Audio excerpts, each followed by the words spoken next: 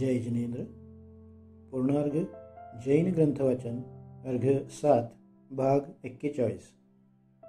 सद्वाद दार्शनिक समस्त नयातील स्थित सत्याला जोडून वस्तूचे पूर्ण स्वरूप जाणण्याऐवजी एकांशालाच पूर्ण सत्य समजतात व आपल्याशिवाय भिन्न सत्यांशाला असत्य मानतात।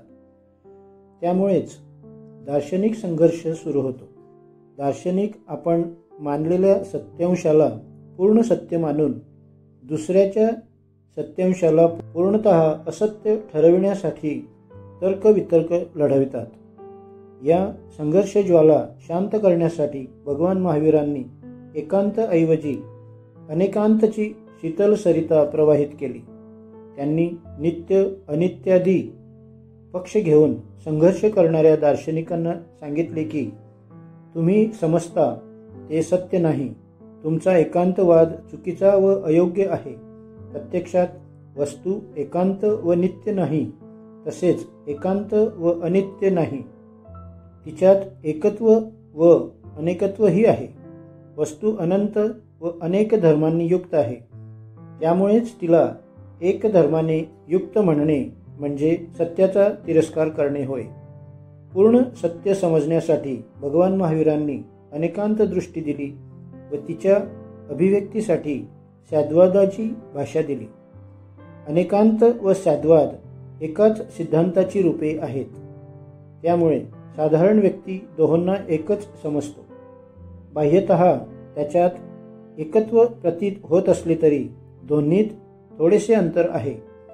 अनेकांत वस्तूच्या स्वरूपाचे निरीक्षण करण्याची विचार पद्धती आहे, तर सद्वाद निरीक्षण केलेल्या स्वरूपाची अभिव्यक्ती करण्याची भाषा पद्धती आहे। अनेकांत दार्शनिक दृष्टी आहे, तर सद्वाद त्याची भाषा आहे। अनेकांत वादात सर्व दर्शनांचा संगम होतो व सद्वाद त्या सिद्धांताचे प्ररूपण आहे। नयवाद अनेकांताचा आधार आहे। नय म्हणजे वस्तूच्या स्वरूपाला सापेक्ष दृष्टीने समजणे। वस्तूत स्थित असलेल्या अनंत धर्माला अनेक दृष्टीने समजणे।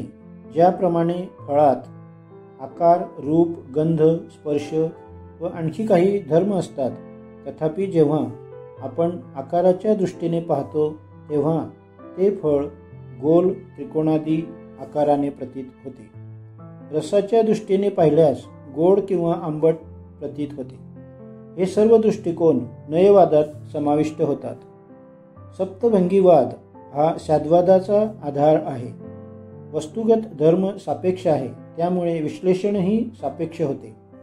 सद्वाद जेव्हा वस्तूचे विश्लेषण करतो तेव्हा सप्तभंगीवाद वस्तुगत अनंत धर्मातील प्रत्येक धर्माचे विश्लेषण करण्याची प्रक्रिया प्रस्तुत करतो। त्यामुळेच जैन दर्शनात सप्तभंग सांगितले आहेत व या दृष्टिकोनास सप्तभंगी संबोधले आहे।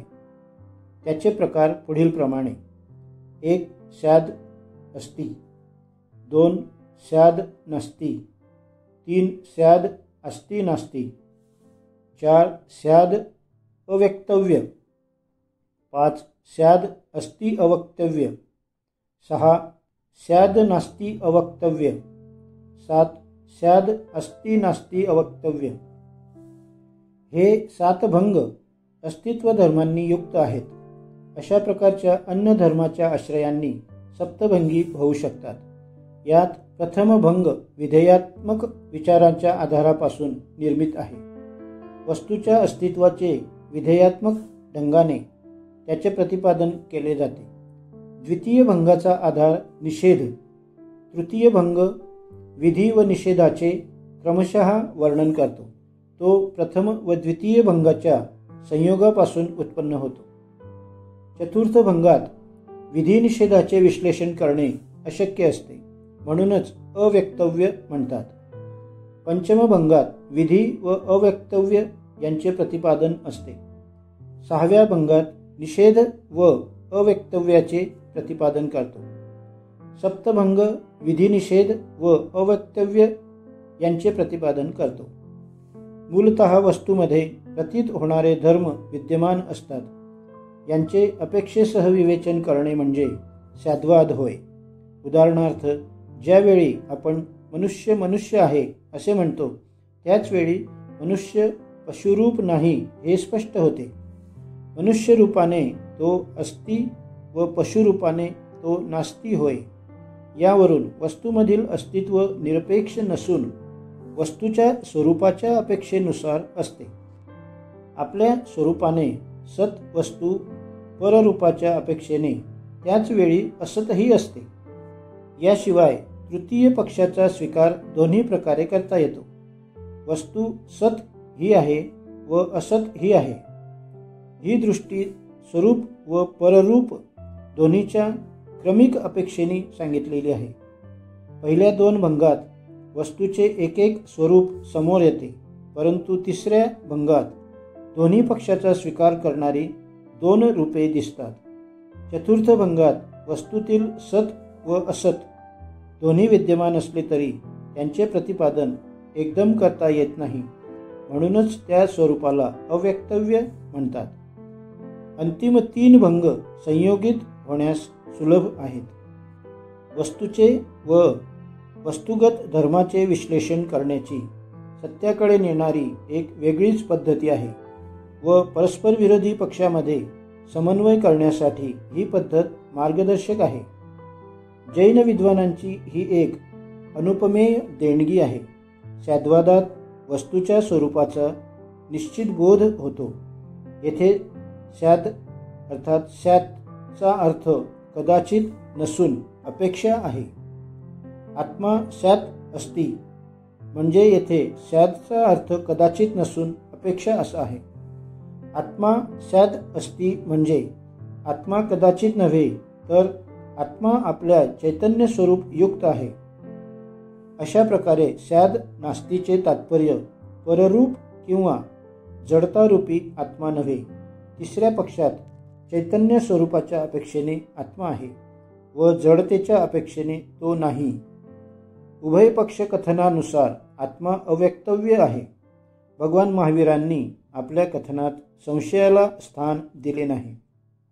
सर्वत्र वस्तूचा निश्चयात्मक बोध होतो. या सर्व विवेचनावरून हे स्पष्ट होते की अस्ति नास्ति व अव्यक्तव्य हे चार भंग मौलिक आहेत. इतर भंग अस्ति नास्तीच्या संयोगाने युक्त आहेत.